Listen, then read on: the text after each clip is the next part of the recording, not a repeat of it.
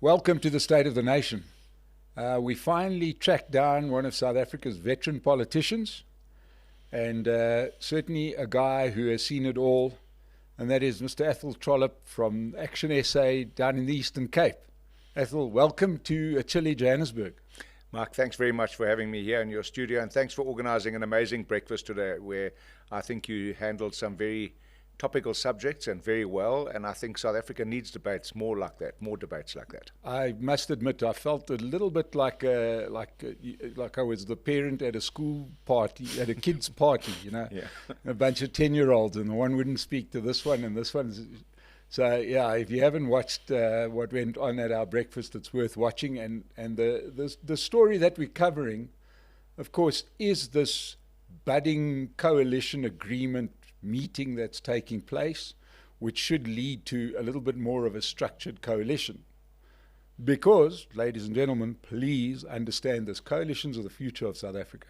South Africa will not have a majority party again while I'm on this earth. Maybe if you're a bit younger than me, maybe you'll see another majority party again, but after the next general election, it's going to be coalitions forever, for the next 30 years, that's for sure. In my opinion, do you agree with that? I think you're right, and I think there are a number of reasons for that. I think coalitions are becoming a phenomenon in government all over the world. Certainly very new in Africa, but it's a phenomenon. So a phenomenon is something you can't just ignore. Secondly, if you look at our history, the last 80 years has been dominated by one party or another. Nearly 50 years of ANC apartheid government, national party government, nearly 30 years of ANC dominated. Racial domination, white and black. Okay, so that's reality. If you look at the diversity of our population, it speaks of something entirely different. Our population is diverse with many interest groups. The second thing is that you can't be blind to race in South African politics, and you can't be blind to lived reality of South Africans. Poverty, unemployment, access to opportunities, safety, security, all of the issues that affect South Africans on a daily basis is going to require all people to come together. Now, unfortunately, Mike, in South Africa, we have a situation where we have polarization of political interests into enclaves. So the ANC is the majority party, majority black, African. You've got the IFP, which is an ethnic party, largely Zulu party, regional based, KZN and a bit in Johannesburg. You've got the Freedom Front Plus that represents Afrikaans speaking South Africans. You've got the DA that represents largely white, English speaking South Africans, and then some other populations as well. They're probably diversified more than most. So it's enclave politics. And enclave politics doesn't serve everyone's interests. It serves just narrow interests of those people who support those political parties. So I think what South Africa needs now, and coalitions is something that we're going to have to get over and deal with it, because it's a reality. It's already a reality at local level. You need some mature politicians and adults in the room that will stop pointing fingers at each other and start pointing South Africa in the right direction. And I think the debate that you facilitated this morning, these kind of interviews, us meeting together in a potential moonshot pact convention, these are good things for South Africans because it's actually bringing people together. And the last word I want to say in that is, if you look at the history of South Africa, a short history from 1994, South Africans are at their very best when we are together, and we're at our very worst when we are divided. And we must be very careful of political organizations that seek to benefit out of the division of people in this country. I think of a party like the EFF, for example. They promote division, racial division, and polarization. That's not going to help anybody in South Africa. We need South African solutions for South African problems. I would agree with everything you've said except for one thing. And that is, you're talking about enclave parties, or parties that appeal to a specific group. I think that's the future of the world politics. Yeah. Because if you see in America, that's exactly what's happening, to the point where it's starting to be difficult to see the Republican Party remaining one party, where it's probably more far right and center right. And you're seeing the same thing with the Democrats in America, where you can see radical, almost socialists, and old form Democrats as represented, I suppose, by Joe Biden. I think the enclave politics is the future of politics, sadly. I don't particularly like it, but it's just a reality, and that brings coalitions. Well, that's my point. An enclave party is no longer going to dominate. Yes. They're going to separate represent their separate interests, but together you'll have to try and find a solution. And also, if I can use the analogy you just used about American politics, I mean, the Republican Party of America today is so far from what the Republican Party of Abraham Lincoln was. Yeah. The Democrat Party of today is so far what it was 100 years ago. So even political parties morph. We've seen that with the ANC. We've seen the ANC morphing into something that was not the conceptualization of the originators of the African National Congress. That is the reality of life. Everything in life has an S-curve, Mike. Whether it's a yellowwood seed in a forest that drops in the floor of the forest and it grows slowly for years, and a tree falls over and it shoots up quickly, it waxes and it wanes. Everything has a political lifespan, whether it's you and I at 70 years and 10, or a yellowwood tree at 300 years or 400 years, everything has a lifespan. And then once you reach the end of that lifespan, things start to change. So I think we are in a state of political flux in South Africa, and I believe that the current political establishment, and when I say the establishment, I'm not just talking about the ANC, I'm talking about all the political parties that are represented in parliament and in legislatures and in councils across this country, must take responsibility for the mess we're in. I'll give you an example. Grahamstown, Makhanda, is a town in the Eastern Cape that to me personifies the collapse of government in the Eastern Cape. It should be the Stellenbosch of the Eastern Cape, but it's actually the armpit of the Eastern Cape. It houses the High Court. It has an iconic university, Rhodes University, some iconic private schools, some iconic public schools. It's where the frontier wars were fought. It is steeped in history, yet nothing happens. All that's happening in Grahamstown is that it's literally going down the toilet and into the river, and it is a disgraceful place. Now, all the people who sit in that council and draw a salary at the end of the month, and all the officials that get paid must take collective responsibility for the mess that that city is in. And we must start holding people to account. Do you see that happening? I do. You know, I'm starting to feel, and you know, I was in the Democratic Alliance for 38 years of my life, and I was out of politics for 2 years, happily. And I'm starting to see that South Africans have had enough. I remember doing an interview with 2 black journalists in Xhosa. I happen to speak Xhosa. And it trended because they extracted just a segment of that interview where I said to them in Xhosa, I'll explain to it, I said, "Ndicebisa abantu baseMzantsi Afrika mabayeke ukunyamezela isikakhulu abantu bantsundu," which means I'm advising South Africans to stop being so resilient. You used the word this morning at your breakfast. I'd used it in an interview before. And in Xhosa is to nyamezela, is to endure. Stop being so enduring. Stop being so resilient. Stand up. It's not a sin to want more, to demand more from your own political party, from other political parties, from government. Stand up and demand more. And I think South Africans are going to do that in the next election. Yeah, I mean, we drive around the potholes. Instead, we even fill the potholes. We even fill the potholes instead of stopping at the potholes and having a protest until the roads agency, whoever's responsible, comes and fixes the thing. And it does allow a government, especially a government that has chosen to no longer act in the interests of its citizens, it's given them the leeway just to opt out. But we also, Mike, with greatest respect to the political establishment that I've just slagged off right now, is that you can't complain about law and order in a society where you don't stop at a stop street and you pay a bribe to a traffic officer. Yes. We're all complicit. We are all complicit in this mess that we're in, and it's not going to change by itself. People like you who run these kind of shows are doing a great job, but it requires Joe Soap in the street and civil organizations to say, listen, we've had enough. We're going to change this. We're going to say no. And it can happen. You know, change came. I was the mayoral candidate for Nelson Mandela Bay. The ANC said there will be no DA mayor here until Christ returns. Well, I became the mayor. And in the last 5 years, there have been 3 DA mayors. Yeah. So change can come. And I've seen good change come. Yeah. Even in Nelson Mandela Bay, you know what I experienced there? My greatest fear was that I would come into contact with a truculent, obstructive civil service that had been put there by the ANC, because we all know that cater deployment is an ANC policy. That's been proven. It was denied, but it's been proven. Yeah. And you know what I learned there? When I became the mayor, I said to them, we're going to run this city like train tracks. And I used the metaphor because train tracks are very important infrastructure. They bolted onto massive sleepers and they kept perfectly parallel, because if they parallel like this, the trains can run. If they come together, you have a derailment, or if they come apart, you have a derailment. And what I discovered there, to my absolute astonishment, the people that I was most skeptical about, they responded best to that. Because no longer were politicians telling them how to manipulate tenders to go to certain cronies. They were allowed to express themselves professionally. I demanded a lot from them. I said, this is the policy framework, you must implement it. They did it.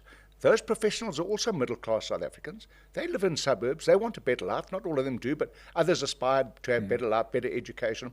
So they all became part of the solution and working together. So I saw change happen.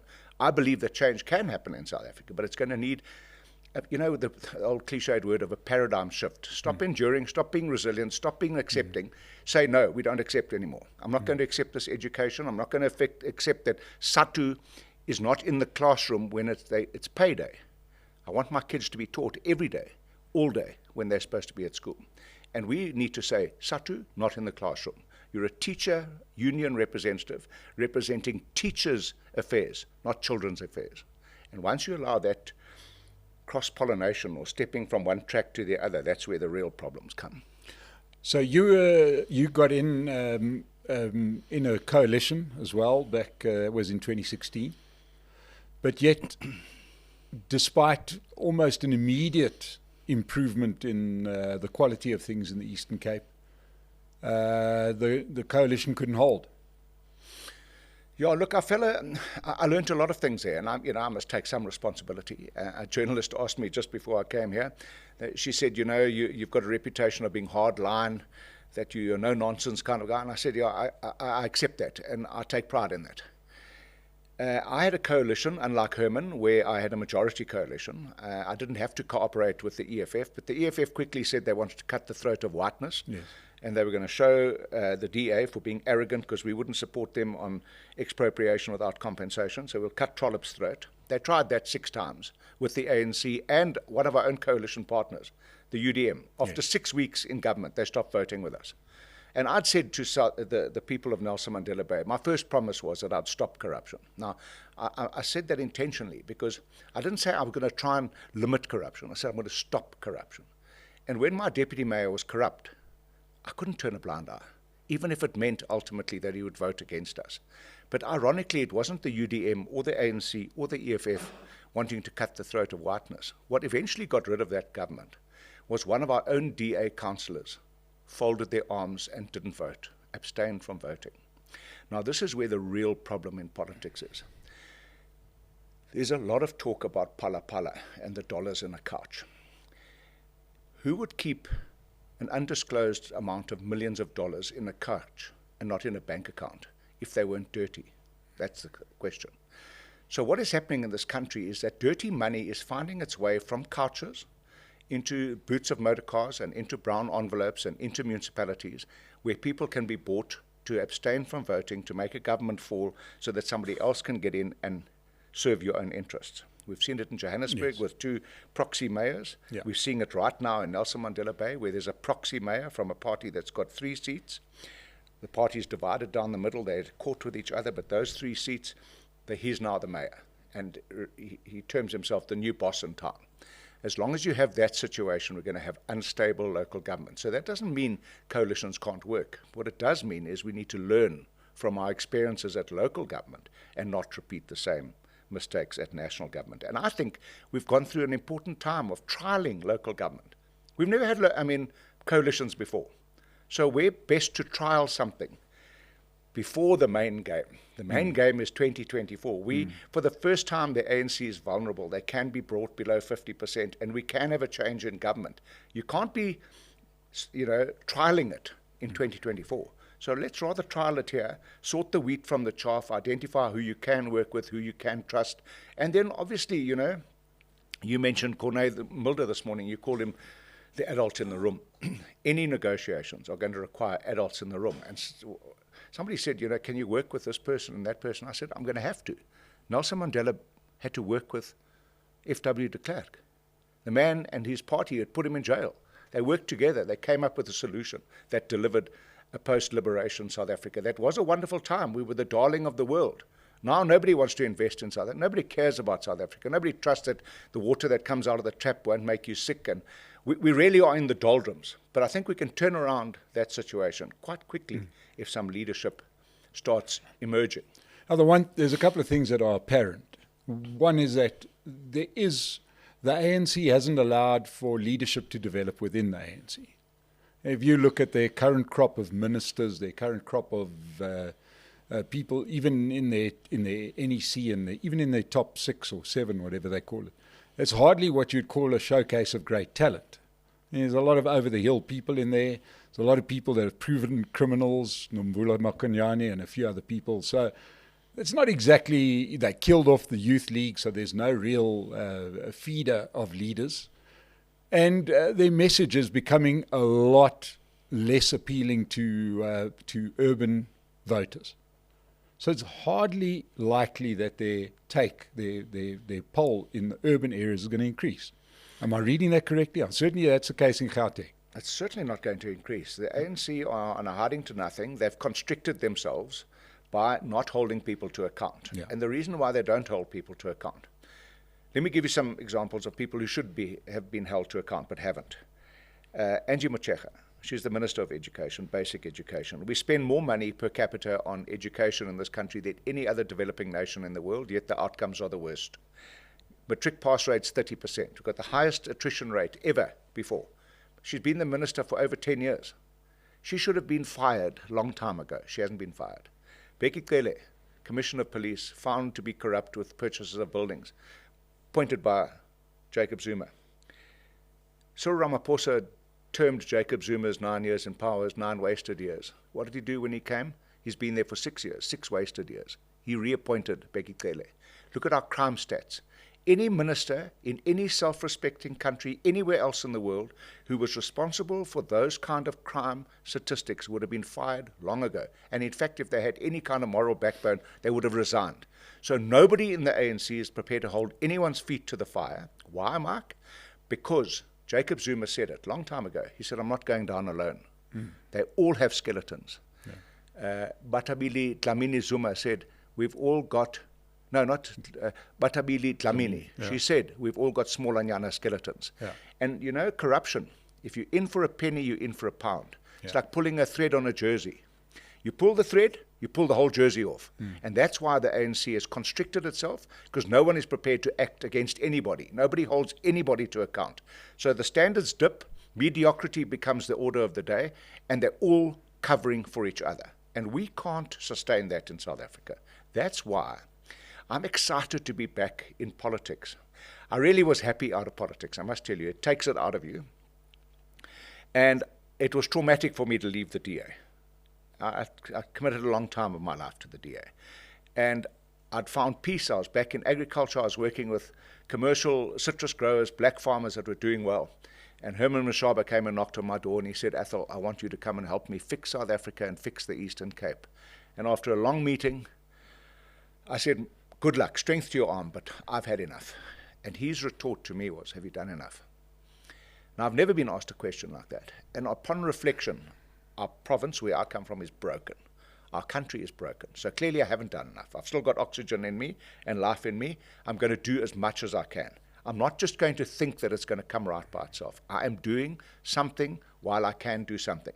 And I urge every single South African to do something while they can still do something, because you might not be interested in politics, but politics is interested in your life. It determines everything. Whether you can go to a hospital and get treatment, whether you can call the police and they'll respond, whether you can get into an ambulance that will save your life taking you to a hospital, whether you can get to a hospital that will save your life, or you'll end up dying on the floor, in a bloody mess on the floor. Those are the things that are determined directly by politics. Politics, or bad politics, destroys the best laid plans. So you can have your life mapped out, you can have your business, you can have your kids at the best schools. All of that can change overnight with bad policies and bad politics. And we as South Africans need to wake up. But here's the thing that really excites me, Mike. 53% of the electorate that are registered and eligible to vote did not vote in the last election. Now, a lot of people say that's a crisis. I don't see it as a crisis at all. I see it as the greatest opportunity. Because what those people have done, it's the first step of breaking loyalty voting patterns. The National Party endured for 48 years because people voted what their mum and dad voted, what their grandfather voted. And in the ANC for 111 years, people have voted ANC because Utatomkhulu, no Koko ka Koko, they've all voted ANC. Now, if 53% of the electorate, and let's say 80+% of that are ANC supporters, have opted out, they're in the political wilderness, but they're waiting for an opportunity.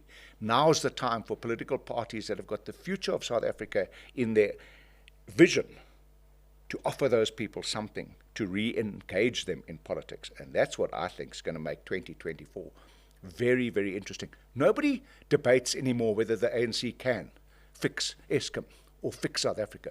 There's no debate. There always was a debate, especially in black communities. There's no debate anymore. People know that they are overwhelmed, they cannot cope, they don't have the competence, they don't have the skills, they don't have the people. The latest Minister of Electricity is telling us that there's 60% generation capacity. It's all nonsense. They're burning more diesel than ever before. So that's all smoke and mirror stuff. It's not sustainable.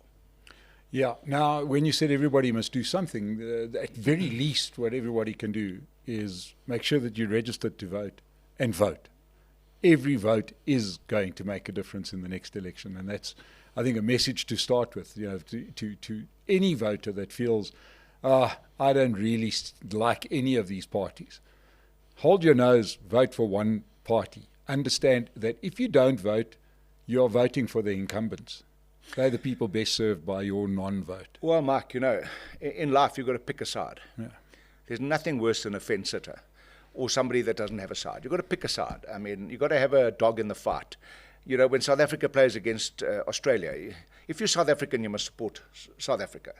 I mean, I always found it crazy that, and I understand where it comes from, but I find it crazy that you can go to Ellis Park and you see South Africans wearing All Blacks rugby jerseys. I just don't get that. I just think that you've got to pick a side, and you do not have the right to go and braai on election day because you don't want to stand in the queue. All you're asked to do once every 5 years is to go and vote and to take a decision, okay? If you are in that process of cutting your political umbilical cord and you are waiting for another option, I understand that. But you can't be that 53% and opt out for the next 15 years. That would be completely irresponsible, and you would have to take responsibility for the mess South Africa's in. I think that 53% is the golden key for the future of a moonshot pact or the future of a new direction for South Africa, and therein lies the future of South Africa. Yeah. Now let's talk about what the team has managed to put together at ActionSA, because it is quite exciting. Obviously, there's a big DA influence. There's a lot of people that were involved in the Democratic Alliance. Yourself, obviously, being one of those people. Not only ex-DA people. I sat here and had a wonderful conversation with Selo Lediga, who heads up ActionSA in Limpopo province. And it's very, very interesting to hear a guy who was an ANC man dyed in the wool. He was there. In fact, for a while, he ran Limpopo when they were under administration, and now the guy is an ActionSA leader in that province. And he looks like somebody that's been unshackled. It's just wonderful to hear him. Let's tell us a little bit more about the structures. Yeah. So, it was very interesting because I watched all of this unfolding from the sidelines. I was out of politics. I was very intrigued. And I think Mashaba's done some really very astute things. First of all, he only contested 6 municipalities in the last local government election. And I've used this metaphor 1,000 times in my previous political life. If you watch a bird of prey flying over a hen with 10 chickens, the bird of prey doesn't aim for all 10 chickens, because then it won't have a meal. It aims for the most vulnerable one furthest from the hen, and it has a meal almost every single time. They're clinical hunters. So I think what Mashaba did was he strategically decided, I'm going to go and put out my feelers and see what kind of support we're going to get. So he ended up in Johannesburg getting around 20% in Sandton and around 20% in Soweto. No party other than the ANC has ever got more than 10% in Soweto. So that was a hell of an achievement. So I was very impressed in his strategy. And then what I've seen him do in the last 18 months, well, he approached me and I said, okay, I'll come and join and I'll give you a couple of years more of my life because I want to make a difference. I've seen him go out and find 9 provincial leaders. Yes, some come from the DA, but that's what makes us really exciting as a political party, because we're a melting pot of people from all political persuasions. We've all got some experience or the other. Kwena Mangope, the son of Lucas Mangope. He's the leader in the Northwest Province, where his father was the president of Bophuthatswana. I mean, he's an incredible guy. He was a general in the military, and he's certainly not from the DA. And he comes with his own background and his own ideas. So what I've found with Mashaba, contrary to what everyone believes that this is Mashaba's party, people must never forget that Mashaba didn't wake up one morning and form a political party. He went out and engaged South Africans in the People's Dialogue, and 2.4 million South Africans made submissions and said, you should start a political party, and these are the values that are important. So many of these other parties, they mushroom overnight. The new leader announces he started a new party. Mashaba didn't do that. Yeah. And what I've seen, contrary to what people say, is that instead of being a titular organization with him being all-powerful, he's flattening out the leadership structure of ActionSA. Let me give you a classic example. Bongani Baloyi, when he was with us, he said he'd had this idea. He'd been approached by a political party to say, listen, why don't you guys take Joburg, or give us Joburg, give the ANC Kuruleni, and ActionSA take Tshwane. You know what Herman Mashaba did? He said, we've got no money, we've got no statutory funding, so we meet virtually every month as a Senate. Maybe once or twice a year we come together. He said, I'm going to fly you all to Johannesburg, but I'm going overseas. He had an engagement overseas. I'm going overseas. You guys all fly to Johannesburg, pay for the flights, book a hotel. You guys have a think tank and decide what we're going to do about this. If he was an autocrat, if he was a dictator, he would have taken a decision and that would have been end, unilateral decision. We ended up taking a decision and informed him when he came back about what our position was. So contrary to all the public noise, I found Mashaba to be a very demanding leader, and I don't have a problem with that. He's a man on a mission. He doesn't micromanage me or the other 9 provinces, but he demands results. And if you don't get results, you get removed. I've been in this party for 18 months. I've seen 4 senior leaders go through disciplinary processes. That's incredible, because I came from a party where, at the end of my time with them, it took 2 years to deal with 1 disciplinary case. Now that kills political parties. We've seen the ANC, Ace Magashule, and those kind of people just never gets resolved. It just gets swept under the carpet. And I've seen something different in this organization, and that's what I find exciting. Yeah, and I can attest to it from my perspective, having done this, and this was started as a COVID sanity project. Taking, because we could no longer do live events, so we started to just mess around with online stuff, and it's led to this. But an interesting observation from my side is that I actually I knew Herman from before he got into politics, and he had just announced, look, we all knew it was coming, announced that he was starting a political party, and I invited him to do an interview, and it was the first interview that we ever did that went viral. Went viral because he said so many things that that resonated with so many people. But what I saw almost immediately was structures being built, as you say, and not hierarchical structures, but I saw people coming in there of good substance, and I saw them being empowered. And as we've gone down this road of building the state of the nation, what we've seen is that we get access to many voices within ActionSA. Fair's fair, we get access to many voices within the DA as well. Outside of those 2 parties, all the other parties are too scared to let somebody else speak. They wouldn't let their Eastern Cape leader speak, just in case the Eastern Cape leader says something that management doesn't like. It's refreshing. It's wonderful. I mean, you've seen up close UDM. I think they've only ever had one person speak.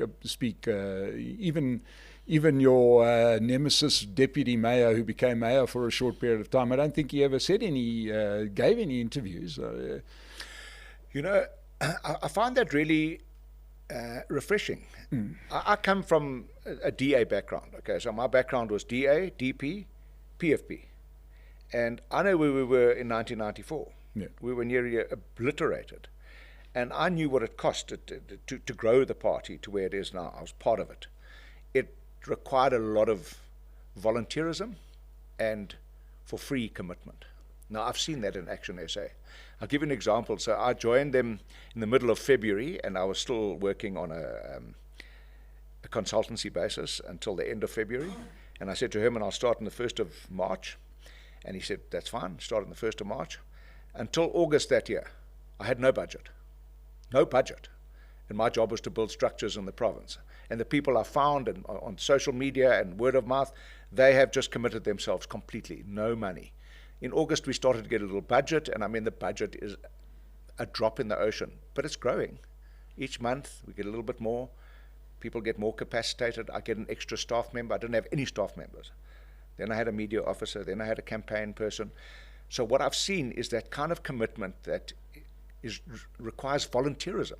And it's like working in your church or in your community. It's voluntary time. It's meaningful time. So, some people serve at round tables. Some people serve at other organizations. Some people go on to school governing bodies. Some people commit their time and they give their expertise free of charge. Because that's what really makes things happen. It's that kind of volunteerism because you're working for a cause. And I've experienced that. I hope it endures. But here's another thing. Mashaba's clever, and he doesn't just shy away from it. He's not a shrinking violet. People keep saying, when are you having your conference? And we're determined. I've been appointed, I know that. I said to Herman, I will work until 2024 election as the provincial chairperson. Thereafter, he must find another one, because I've been a provincial chairperson in the Eastern Cape too long. But we have said we're not going to hold a conference before the election. We're not going to allow external people to come in and destabilize us and have electoral conferences, because that's what happens. Electoral conferences are very destabilizing. That's the one reason. But the other reason is Herman has set us targets of branch establishment, because he says you can't build a house without a foundation. And if we went to a conference today, the Eastern Cape, the Northern Cape, the Free State, and Mpumalanga, we'd have no representation on a national structure, because the other provinces have been going for longer than we are, and they're bigger than us. So Herman's a very fair man. He says, okay, we're going to build structures in all 9 of these provinces. Once we've got structures, then you can all come to a conference and you can elect your leaders. But until then, we've got a mission. We're going to present South Africans with an alternative. And strategy in politics is everything. You can succumb to external pressure and do things you don't really want to do because you want to be like everybody else, or you must be prepared to be a tall poppy and stand up and be counted. Now, of course, the media have had a heyday. The media in South Africa are doing a hell of a job on the opposition parties. They're slagging off the coalition talks. They've been very harsh on ActionSA, and every time results come out of by-elections where the ActionSA does quite well, even though they clearly on limited budgets, whereas many of the other parties already get funding. There's this constant sort of snide remarks about it being Herman Mashaba's show. And at what point do you think the media will start treating you with any kind of respect?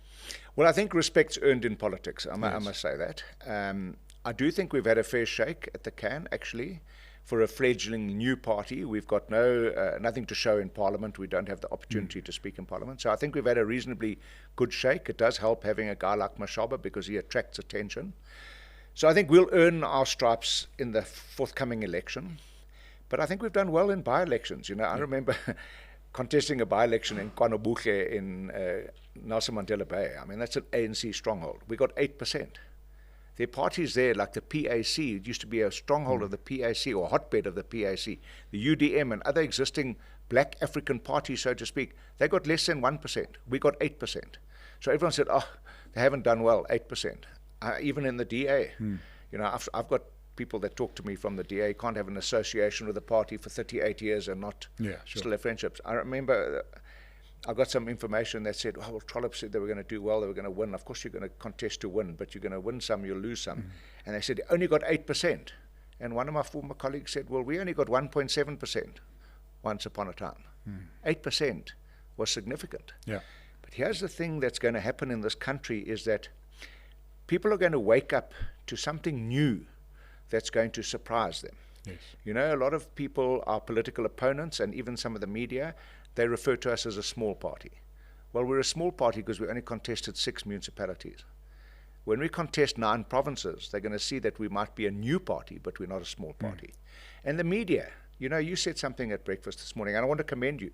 I think more people like you should say what you said this morning at that breakfast. And I heard you actually saying it to Herman when you interviewed him, that there is big business in this country that have vested interest, that are still pussyfooting with the ANC, despite the fact that the ANC wants to destroy this country and destroy the healthcare system. We had one of the best in the world. It's now almost completely dysfunctional, and you've got big business pandering to government. Unfortunately, it's like that. That's what happens in life. Big business never met a government they don't like, and the media never let a government they don't like. Yeah. Yes, they give the ANC a hard time, but the ANC is the dominant party. I was invited to an interview today at a certain time. When I got there, they said, hey, sorry, we're going to start a bit late because the ANC are making an announcement about the BRICS conference, and then you just get parked off and go a little bit, because they're the biggest and they're the monolithic organization.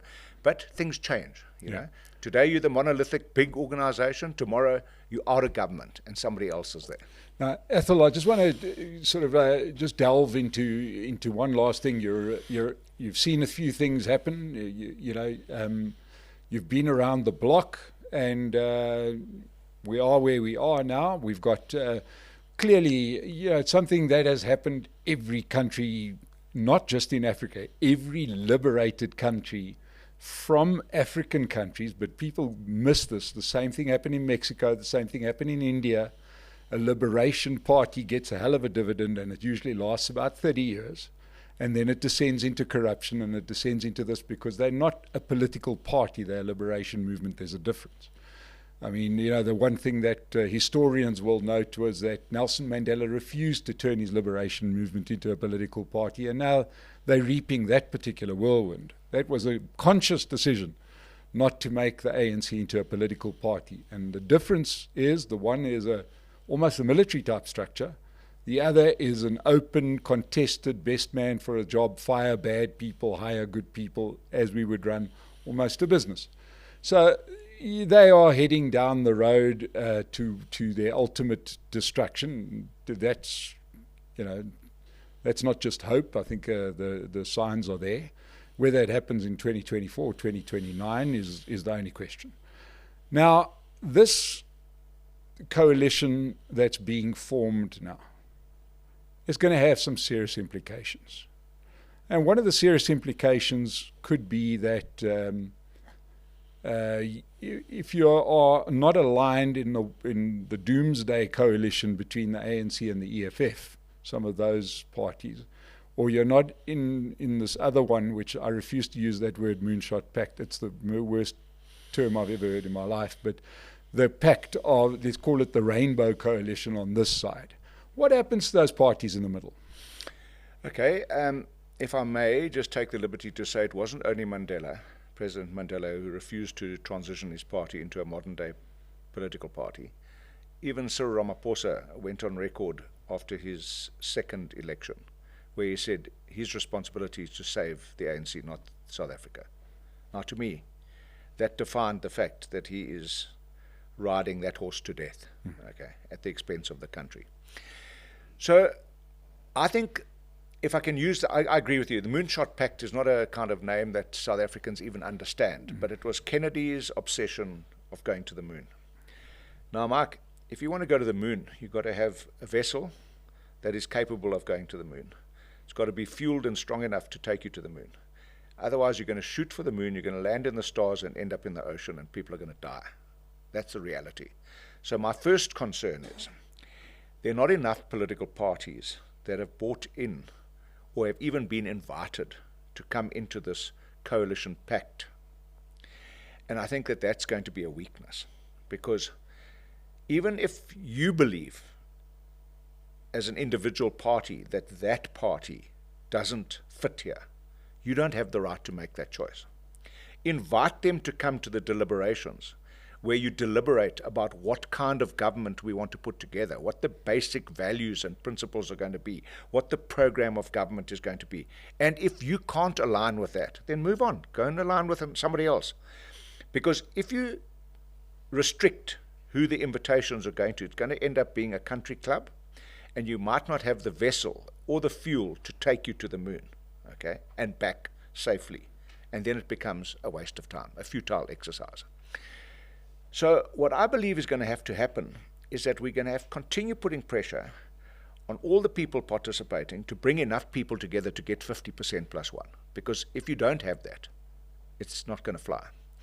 And secondly, if you exclude people now, and they wake up to the reality of the ANC being battered down to 40%, and they then have to choose whether they align with the ANC Doomsday coalition or with this coalition, you've already excluded them. So you're pushing them into somewhere where they might not want to align. Because you know what? They say a week is a long time in politics. You can change your mind. And what is the art of politics? The art of politics is to change people's minds. So we could go to the election and we can do really well and mobilize at 53%. And all of a sudden, people who thought they were far from this coalition decide, hey, but something new is happening here. I'm excited. And you say, sorry, bud, you can't come here. This is a private club. We invited you once before. And worse, we didn't invite you because we didn't think you were suitable. But now when you come, and you could be in a situation where we get to 38%, and we need 4% from one political party, and we go to them and knock on the door and say, please, we need you, man. We need you. And they say, sorry, you didn't invite us, so we're not coming. How tragic would that be? So I'm saying we mustn't be purist here. Invite all political parties to come. If they come and they don't like what's being discussed or what the conclusions are, they can move on. But don't push them away without giving them the option to buy in. Well, it's interesting times ahead. The country is definitely going through its most interesting period. Yeah. I said it before, I'll say it again. 2024 general election is by far the most important election that this country will ever have, and that includes 1994.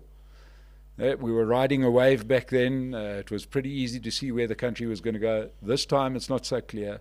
Every vote matters. Everybody's view matters. Keep yourself informed. Make sure you register. Make sure you vote. This is not a plug for any particular party. Get out there and vote because you need to have your say in this particular election. Athol, Trollip, it's been wonderful having you with us today. I'm so glad that I finally got you here. To everybody that joined us, thank you so much. If you haven't subscribed to the channel, please ring the bell, and we'll see you again on the State of the Nation. Thank you.